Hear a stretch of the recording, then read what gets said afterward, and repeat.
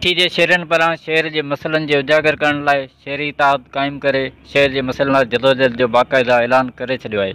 उन सिलसिले में शहरी इतिहाद जी पहिरीं गॾिजाणी पिणु थी, जंहिं शरीक शहरनि पंहिंजा ख़्याल पेश कया। जंहिं बैदि प्रेस कॉन्फ्रेंस कंदे शहरनि चयो त शहर हिन वक़्तु नंढड़को पियल आहे। शहर जूं कॉलोनियूं तबाह आहिनि, मनपसंद कॉलोनियूं तरक़ियाती कम कराए वञनि था। शहर के टैंकर माफ़िया हवाले करे शहरनि खे पीअण जे पाणी जी सहूलियत खां महरूम रखियो वियो आहे। पुलिस अमलदार पुरअमन माण्हुनि खे तंग करे छॾियो आहे। शहर जी तबाही जा ज़िम्मेवार म्यूनिसिपल कमेटी मिठी, पब्लिक हेल्थ, वापडा आहिनि।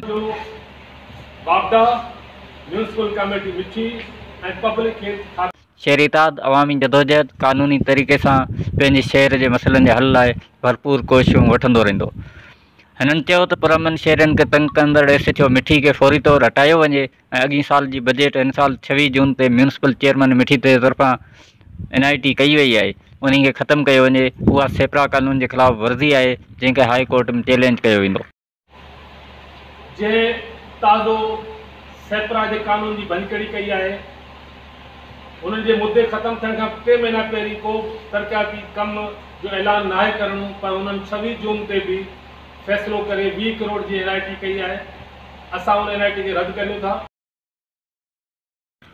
हिननि चयो त मिठी शहर जी जल्द सिटी सर्वे कराई वञे, मिठी शहर जे रवासियुनि खे फौरी तौरु मिठो पाणी मुहैया कयो वञे ऐं टैंकर माफ़िया ते मुकमल पाबंदी लॻाई वञे। मिठी हाई स्कूल ऐं मिठी कॉलेज जे हॉस्टलनि खे बहाल कयो वञे ऐं डिप्टी कमिश्नर थरपारकर जी ऑफिस जा दरवाज़ा आवाम जे लाइ खोलिया वञनि। हिननि चयो त कैडेट कॉलेज मिठी खे फ़ाल करे हुनखे हैंड ओवर कयो वञे, हिकु कमेटी ठाही वञे ऐं शहरनि खे बहितर सहूलियतुनि लाइ लाइक़ु बणायो वञे। हिननि इहो मुतालबो कयो त थरपारकर में लोड शेडिंग खे घटि करे वोल्टेज जो मसइलो हल कयो वञे ऐं शहरनि जे मसइलनि जे हल लाइ पुलिस ऐं सिटीज़न कमेटी ठाही वञे। असांजो इहो मुतालबो त पुलिस ऐं सिटीज़न कमेटी फौरी तौर ते तश्कील ॾिनी वञे। माल पिड़ी असां वटि ख़बर आहे, थर जे माण्हुनि जो गुज़ारो माल ते आहे ऐं माल जी सॼी साल माण्हू महिनत करे थो। इन बुनियाद ते ईद उल अज़हा मथां अचे थी, उहो हिकिड़ो माल खे विकिरो करण जो हिकिड़ो मौक़ो आहे।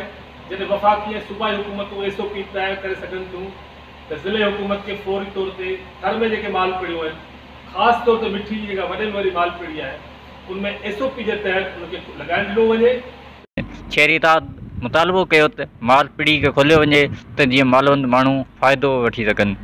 इन्हनि मुतालबनि जी मञता लाइ 9 रुकनी कमेटी पिणु तश्कील ॾिनी वई, जॾहिं त मसइलनि जे क़ानूनी हल जे लाइ वकीलनि जो पैनल ठाहियो वियो, जेको शहरी इतिहाद खे क़ानूनी मदद कंदो।